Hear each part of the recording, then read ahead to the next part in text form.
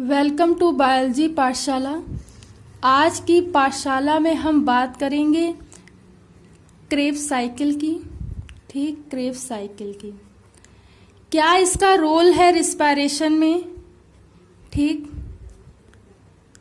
और पूरा इसका ओवरव्यू हम लोग देखेंगे।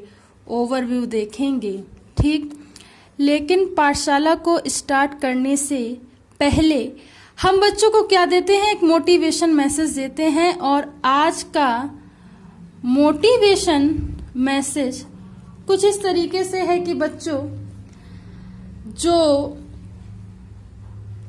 हम छोटे छोटे प्रयास करते हैं वो कभी कभी बहुत बड़ी सफलता देते हैं। कभी कभी बहुत बड़ी क्या देते हैं, सफलता या सक्सेस देते हैं। इसलिए कभी भी छोटे छोटे प्रयासों को करने से कतराए नहीं, जीवन में प्रयास करते रहिए, आगे बढ़ते रहिए। अगर हम आज के टॉपिक की बात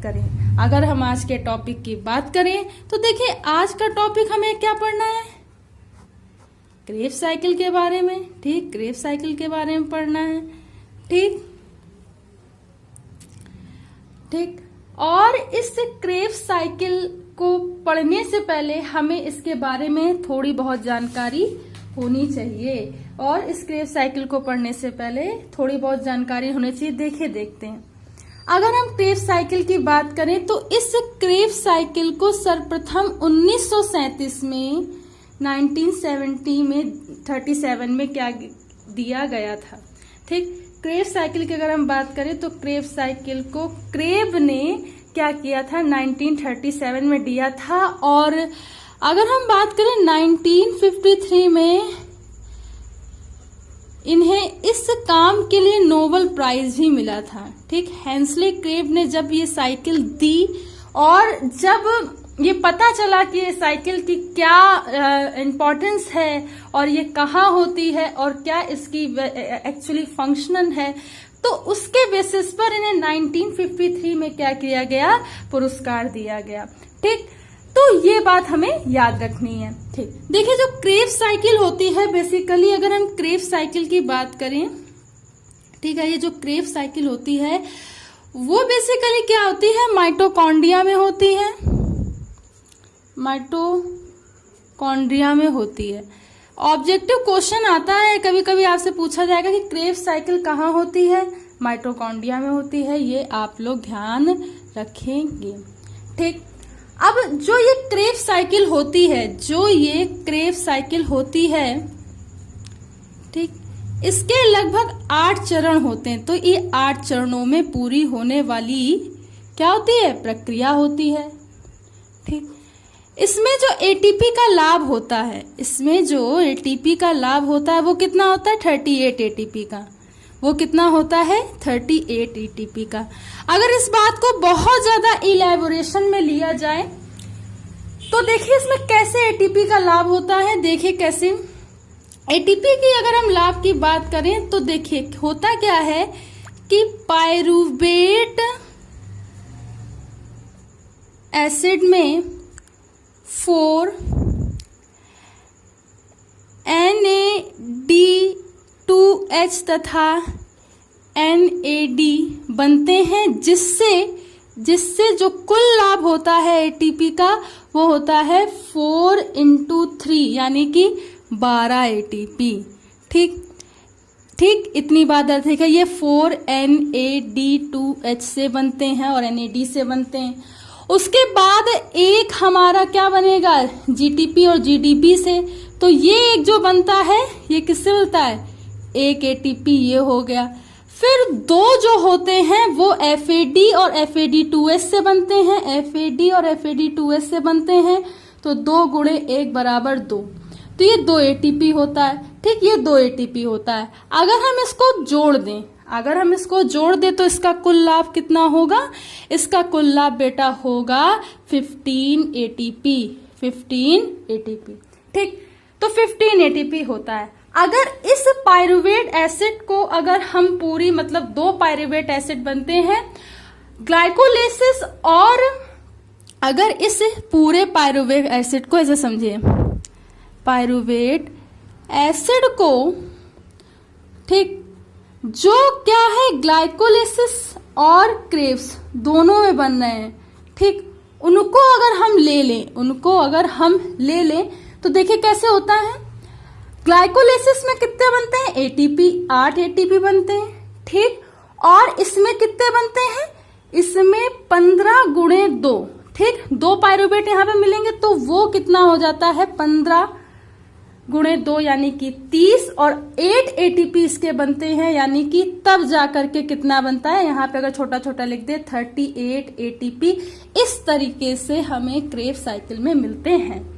कुछ इस तरीके से इसका ओवरव्यू होता है, ठीक। तो अगर ग्लाइकोलिसिस और क्रेव्स चक्र दोनों के अणुओं को मिला दिया जाए तो पूरे रिस्पायरेशन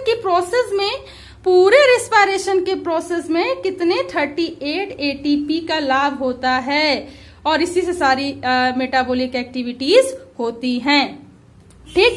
तो ये बात याद रखिएगा, ठीक है। अब इसके साइकिल की बात करते हैं, ठीक। तो जब क्रेव साइकिल की बात करते हैं, देखिए मेरे पास एक फॉर्मूले बेसिस पे है और हम कोशिश करते हैं कि आपको इसी फॉर्मूले बेसिस पर समझाने की कोशिश करें। देखिए, इसको याद करने के, समझने के बहुत सारे फॉर्मूले हैं, आप किसी से भी याद करिए या आप कुछ भी बनाएं, इससे कोई वो नहीं, आपको याद होना चाहिए। लेकिन हम कुछ अगर दे रहे हैं तो अगर आप इसको समझकर कुछ याद कर सकते हैं, आसानी से समझ सकते हैं, तो ये बहुत अच्छी बात रहेगी। तो देखिए, इसको याद करने का पहले तो बिना इसको साइकिल को देखे हुए हम इस फॉर्मूले को याद कर लें। सी, ठीक, सी सिस IO, इस तरीके से याद कर लेंगे। सी सिस IO अल्फा, सी सिस IO alpha, S square FMO। इस तरीके से हम बिल्कुल मतलब सीक्वेंस में याद कर लेंगे, और इसे जब याद कर लेते तो बाद में याद करने में बहुत मजा आती है। सी सिस अल्फा O, सी सिस अल्फा O, सी सिस IO अल्फा, इस तरीके से याद करेंगे सीक्वेंस से। सी सिस IO अल्फा, ठीक, S का स्क्वायर FMO, सी सिस IO अल्फा, S का स्क्वायर FMO।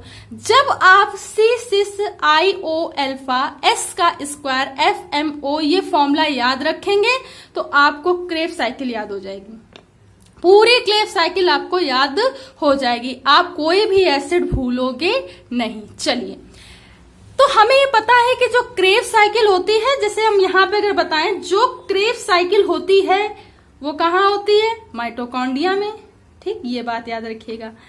तो क्रेव साइकिल माइटोकॉन्ड्रिया में होती है, लेकिन ग्लाइकोलिसिस से, ये ग्लाइकोलिसिस से मिला हुआ है, ठीक, ग्लाइकोलिसिस से मिला हुआ है।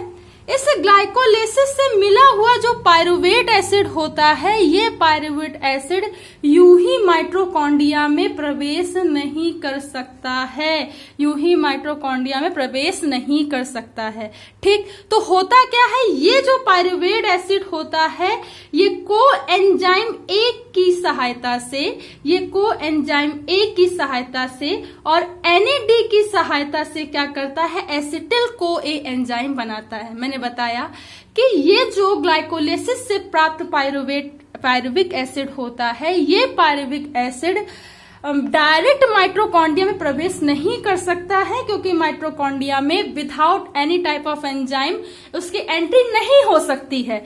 तो पायरुवेट एसिड को क्या करते हैं, ये पायरुवेट एसिड जो होता है कोएंजाइम के साथ मिलकर के तथा NAD के साथ मिलकर के एसिटिल कोएंजाइम बनाते हैं, ठीक, जिसमें क्या होता है, CO2 बाहर निकलता है, NAD2H बनता है और डिहाइड्रोजिनेस, पायरुविक डिहाइड्रोजिनेस की प्रेजेंस में ये क्रिया होती है।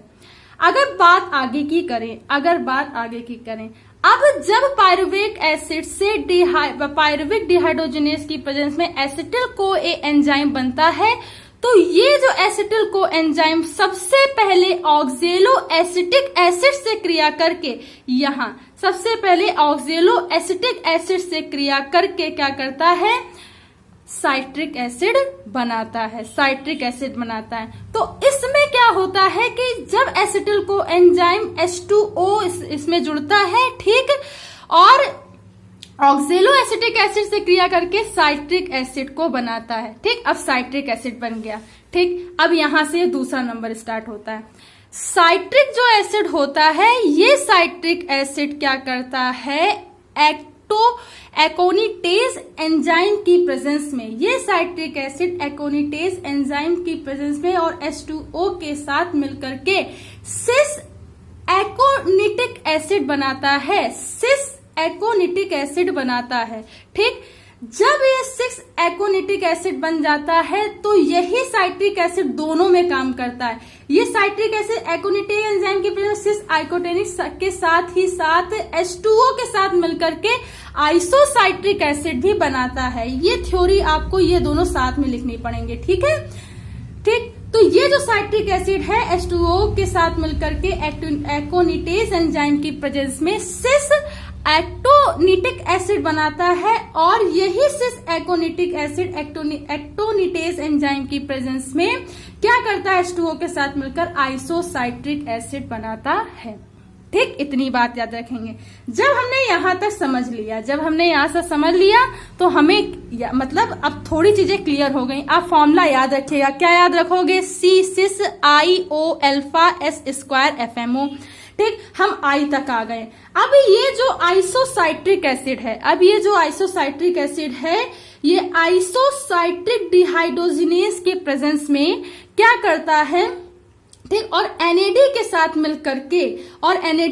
मिलकर के ऑक्जेलो सक्सीनिक एसिड बनाता है। मैंने क्या बताया, देखिए कुछ साइकिल में कुछ समझने वाला नहीं, इसमें सिर्फ ये होता है कि जो लिखा है उसे अपनी लैंग्वेज में कैसे रिप्रेजेंट करना है। तो ये आइसोसाइट्रिक एसिड जो होता है, आइसोसाइट्रिक डिहाइड्रोजिनेज के प्रेजेंस में ये क्या करता है, ठीक, NAD के साथ मिलकर के ऑक्जेलो सक्सीनिक एसिड और NAD2H बनाता है। एरो का मतलब क्या है कि ये इसमें ऐड हुआ और ये बाहर निकला। ठीक, जब हमें आइसोसाइट्रिक एसिड से ऑक्जेलो सक्सीनिक एसिड बन गया, अब हम आगे का प्रोसेस देखेंगे। देखिए, ऑक्जेलो सक्सीनिक एसिड, ठीक, कार्बोक्सिलेज एंजाइम की प्रेजेंस में क्या करता है, CO2 को बाहर निकालता है और अल्फा क्यूटोग्लूटेरिक एसिड बनता है, और अल्फा क्यूटोग्लूटेरिक एसिड बनता है। ठीक, इतनी बात समझ में। जब अल्फा क्यूटोग्लूटेरिक एसिड बनता है तो ये अल्फा क्यूटोग्लूटेरिक एसिड क्या करता है, NAD के साथ मिलकर के क्या करता है, NAD2H और CO2 को क्या करता है, इसका वो बनता है प्रोडक्ट, और सक्सीनिक COA एंजाइम बनता है। ठीक, और सक्सीनिक COA बनता है। ये सक्सीनिक COA सक्सीनिक थायोकाइनेज की प्रेजेंस में, ये सक्सीनिक COA सक्सीनिक थायोकाइनेज की प्रेजेंस में क्या करते हैं, देखिए यहाँ पे एक पॉइंट नहीं लिखा हुआ है, H2O को रिमूव करते हैं। क्या करते हैं, H2O को हटाते हैं। जब H2O का जल अपघटन होता है तब सक्सीनिक एसिड बनता है। यहाँ पे एक पॉइंट मिस है, हम आपको बता रहे। ठीक, ये जो सक्सीनिक COA है, सक्सीनिक थायोकाइनेज की प्रेजेंस में क्या करते हैं, जब ये H2O का जल अपघटन होता है और सक्सीनिक एसिड बनता है, इस क्रिया के फलस्वरूप GDP जो होता है वो GTP में चेंज होता है। इस क्रिया के फलस्वरूप जो GDP होता है वो GTP में चेंज होता है। आगे बात करते हैं। देखिए आगे क्या होता है, इस सक्सीनिक एसिड की जो बात होती है वो सक्सीनिक डिहाइड्रोजिनेज की प्रेजेंस में क्या करता है, ठीक है, FAD से क्रिया करके क्या करता है, फ्यूमेरिक एसिड बनाता है और FAD2H बनता है। ये जो सक्सीनिक एसिड होता है FAD से क्रिया करके सक्सीनिक डिहाइड्रोजिनेज के प्रेजेंस में क्या करता है, फ्यूमेरिक एसिड बनाता है और FAD2H बनता है। इस फ्यूमेरिक एसिड का क्या होगा, अब इस फ्यूमेरिक एसिड को क्या करेंगे, जिसको क्या करेंगे, इसमें जब ये जल ऐड होता है तब इसमें मैलिक एसिड बनता है। इस फ्यूमेरिक एसिड में जब वाटर कंटेंट ऐड होता है फ्यूमेरेज एंजाइम की प्रेजेंस में, ये मैलिक एसिड बनाता है। यह malic acid malic dehydrogenase enzyme की प्रेजेंस में तथा NAD के साथ मिलकर के